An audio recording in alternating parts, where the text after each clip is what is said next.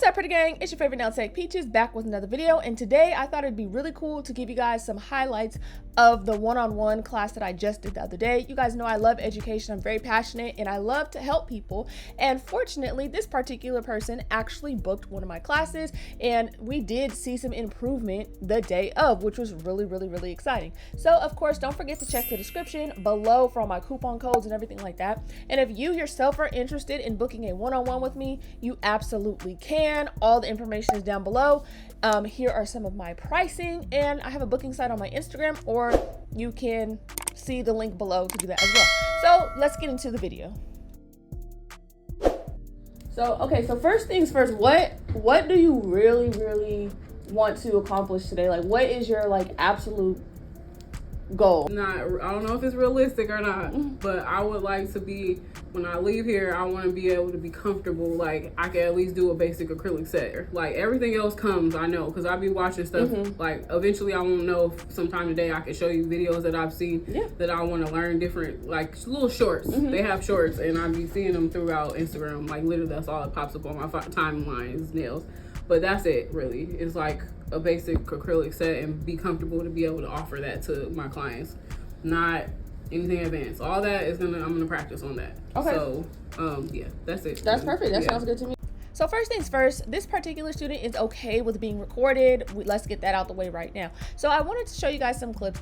This is pretty much her starting point. The way that I outline my one-on-ones is I like to ask them, what is your actual goal? What do you want to learn here today? And let me see what your actual process is. I did ask her to verbally explain to me first what are the steps that you do during your acrylic enhancement process, and I asked her to show me that process, and then I proceeded to show the process from my end, so that way we can pretty much compare and contrast. What did you see the differences between what I did and you did? And that way I can really tailor the whole class towards exactly what she needs. So we talked about exactly what she wanted to learn, where she thinks that she can improve. I watched her do her thing, and then I went ahead and gave her my feedback based on what I saw. So you guys are going to notice a lot of this is going to be real sound, real footage from the day of, and then I'm going to go back and forth with the voiceovers.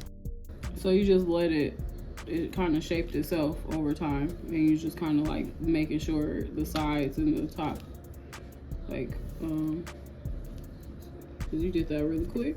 The coverage was just off, like as far as where I started and where it fell. I feel like I should have started at the top.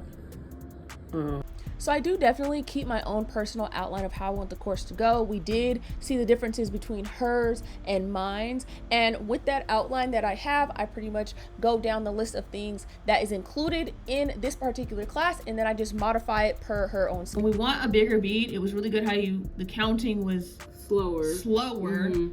And we can see on the back of the brush too, like, okay, that seems a little dry, but when we flip it over, we're gonna look and see, is it still polymerizing? Is it too dry? And we can see if the edges are wetting up. It's good to use. Because the last couple of times I did it, I was tapping, like counting like that. And then I realized the last time before this one, when I did this a little bit slower, but still did a count, it went in more. I didn't realize that I didn't have to do that. All these beads in some sense was workable. Even this one that was like a little too flat, and this one that was like slightly too wet. Like, yeah, it wasn't covering the nail at all. Right. This is more, I feel like I can work with this a little bit more, even though it's starting to run out on me.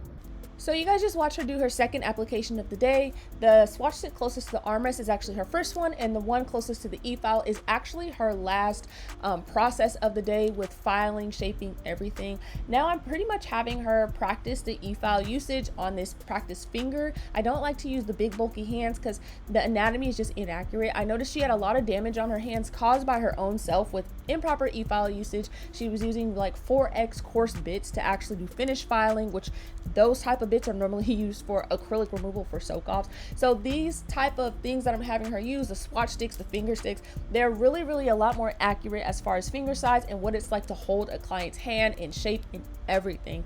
So I really hope you guys enjoyed this video. Obviously this isn't fully, you know, everything that I would teach in the class, but she did choose to take my Back to Basics course and she really got a lot out of it. She was extremely happy with what she learned. I hope you guys enjoyed this video. I'm gonna leave you with her final thoughts, and of course I'll see you guys in the next video. So like now that we've done all like, you know, the back to basics and stuff, how are you feeling about it now? And do you feel like you learned what you wanted to learn, that you feel like you will be able to like achieve the goal? Yes. That you said?